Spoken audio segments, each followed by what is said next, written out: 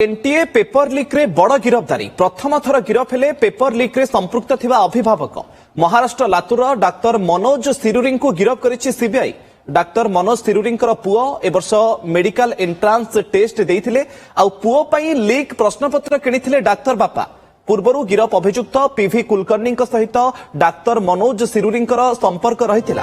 अवसरप्राप्त अध्यापक कुलकर्णी लीक प्रश्नपत्र डाक्तर मनोज को देइथिले आ सेठू निज पुओं पाखक जाइथिला लीक प्रश्नपत्र आ यापरे सेही प्रश्नपत्र अन्य पिलांको बांटिथिले डाक्तर मनोज सिरुरी पुओ। या पूर्व एनटीए सहित संपृक्त थिबा अध्यापक एवं प्रश्नपत्र कमिटी थिबा सदस्यों को गिरफ करा जाइथिला। प्रथम थर पई प्रश्नपत्र किनिथिबा व्यक्ति को बांधिछि सीबीआई।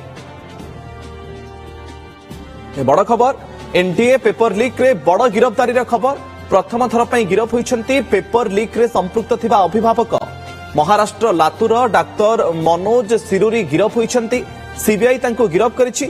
डाक्तर मनोज सिरुरी पुओ ए वर्ष मेडिकल एंट्रांस टेस्ट देइथिले आ निज पुओ पई लीक प्रश्नपत्र किनिथिले डाक्तर बापा।